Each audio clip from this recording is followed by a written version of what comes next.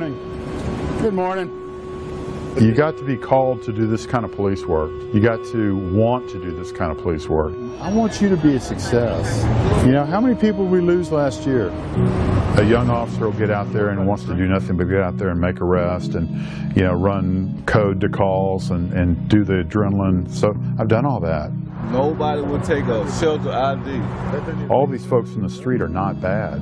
These are people that need somebody to talk to, somebody that cares about them, you know, become their advocate and help them get off the street. I can call her and see if she can get you hooked into her. This is just another kind of police work, and it feels great to help people.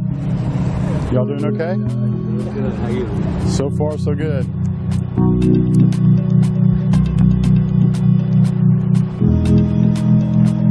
My name is Steve Wick. I'm the sergeant over Houston Police Department's homeless outreach team. Anyway, Michael, you decide you want to do anything, let me know. Police officers are responsive in nature, and the tools they have had in the past are the penal code.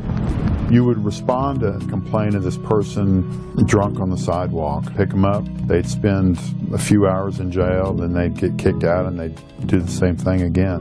You doing all right? What my team tries to do is eliminate the complaints associated with people living on the streets by getting those people off the streets. Seems pretty simple, doesn't it?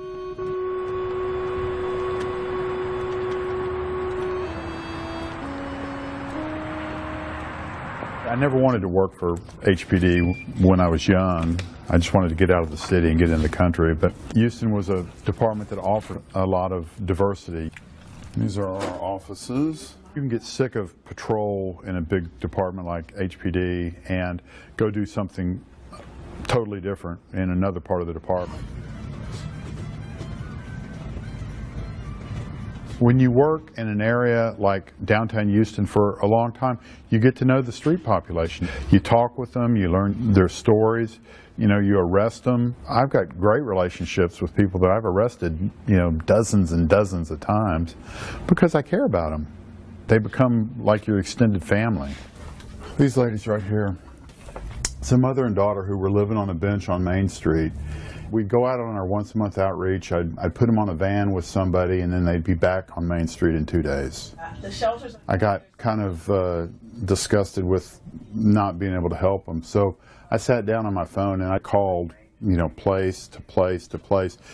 45 minutes later, we were able to get her into housing at the Heights House. And they've been living there since, well, it's over 3 years now. I said, you know, we're going to have to do more than just put them on the bus. We're going to have to shepherd them through the process. The department decided to get behind it, and here we are almost 4 years later. When we first started this, in 2010, we got an old van that had been junked, and we pulled it out just for this project. I always remember something that Steve said, think outside the box. And God Almighty, that's it. That's the recipe for it all. You just have to think outside the box.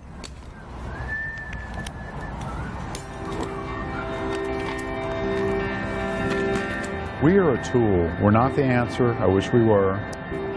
We're a tool in the toolbox to do something about the problem.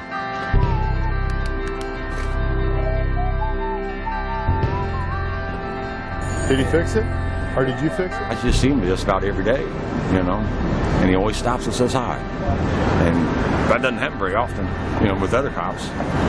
It means a great deal because at least somebody out here cares, you know, there's someone in a uniform that cares. I have 2 friends in the world.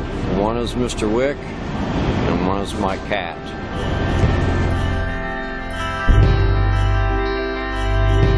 I've got a guy who graduated with a engineering degree from the University of Houston downtown. I've got guys that have been to Juilliard, you know, highly educated people that have, whether it be alcohol or whether it be drugs or a combination of both, are on the streets now. He seems to be a good guy and he wants to work. But they're just people. And if we use our uniform or our authority in order to help them access the help that's already available, you know, so much the better.